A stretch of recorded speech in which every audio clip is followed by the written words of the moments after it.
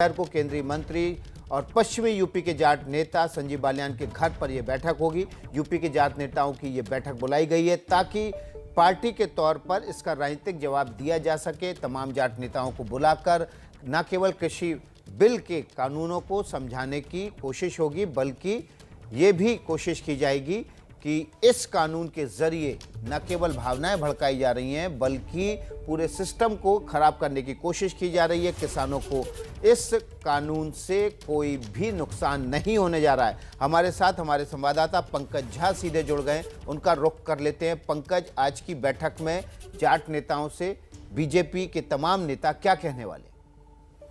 देखिए विकास, कल रात जो बैठक हुई थी जिसमें अमित शाह और जेपी नड्डा भी थे, और ये देखिए ये किसान आंदोलन का जो फैलाव है वो पंजाब, हरियाणा, राजस्थान और यूपी के पश्चिमी यूपी के इलाके में है। तो कल रात जो टास्क दिया गया, जो बातें की गई, उसको अब ग्राउंड तक पहुंचाना है। इसीलिए आज दोपहर करीब 1:30 बजे में संजीव बालियान, जो कि मुजफ्फरनगर से सांसद भी है, मोदी सरकार में मंत्री भी हैं, उनके घर पर पश्चिमी यूपी के जाट नेताओं को बुलाया गया कि कल जो बातें बताई गई, समझाई गई, उस रोड मैप को कैसे आगे बढ़ाना है, किस तरीके से बताना कि जो लोग नाराज हैं उनके बीच में जाकर के समझाएंगे और एक तरीके से बताएंगे कि ये विपक्ष के नेता इस आंदोलन को हवा दे रहे हैं, किसानों का आंदोलन नहीं है। इसी के लिए रणनीति तैयार करने के लिए ग्राउंड लेवल पर बुकलेट छपेगा, नेता अपना अलग अलग गांव में चौपाल लगाएंगे। इसी के लिए जो बीजेपी के उपाध्यक्ष हैं सौदान सिंह, जो कि पंजाब और हरियाणा का भी काम देख रहे हैं, पहले यूपी का काम देखते थे, जाट नेताओं से उनके अच्छे संपर्क भी हैं, उनको भी इस काम में लगाया गया। आज दोपहर इसी बात को लेकर बैठक हो रही है। जी शुक्रिया। पंकज बता रहे थे कि किस तरह से जो किसान आंदोलन है उसके बाद अब बीजेपी से जुड़े तमाम जाट नेताओं को संजीव बालियान केंद्रीय मंत्री के घर बुलाया गया है। संजीव बालियान खुद जाट समुदाय से आते हैं, गांव-गांव जाकर चौपाल लगाकर बुकलेट बांटकर किसानों के जरिए जाट समाज को ये समझाने की कोशिश होगी कि ये जो आंदोलन है इसका किसानों से नहीं लेना देना है, ये राजनीतिक आंदोलन बन गया है। हमारे साथ हमारे संवाददाता नीरज पांडे भी हैं। नीरज का रुख कर लेते हैं। नीरज, कल शाम को जब बैठक हुई तो उसमें तमाम बड़े नेताओं के अलावा बीजेपी से जुड़े जाट समुदाय के सांसद और विधायक भी मौजूद थे। इन विधायकों ने क्या कुछ अपनी टॉप लीडरशिप को बताया?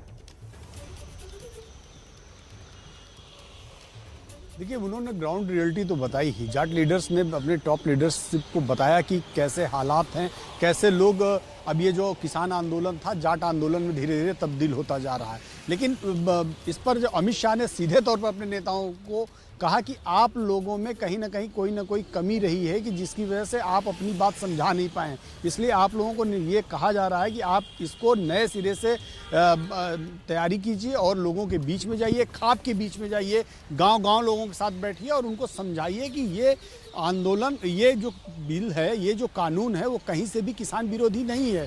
बल्कि इसके लिए उन्होंने ये भी निर्देश दिए पार्टी को कि एक बुकलेट तैयार की जाए जिसमें कानून को सरल शब्दों में उल्लेखित किया जाए, उसके बारे में लिखा जाए और उसको सरल शब्दों में समझाया जाए और उस बुकलेट को घर घर किसानों तक पहुंचाया जाए और उनके बीच में बताया जाए कि कैसे ये किसानों के लिए उपयोगी है, ये कहीं से भी किसान विरोधी नहीं है।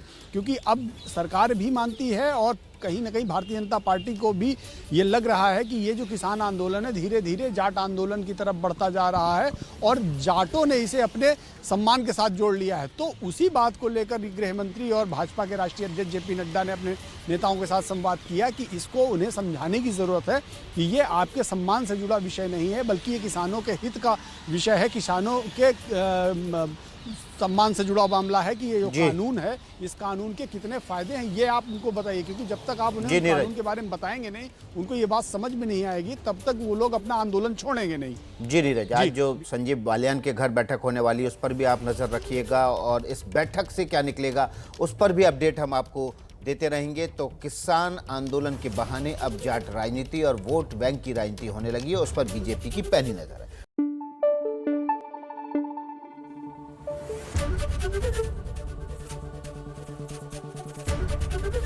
एबीपी न्यूज आपको रखे आगे।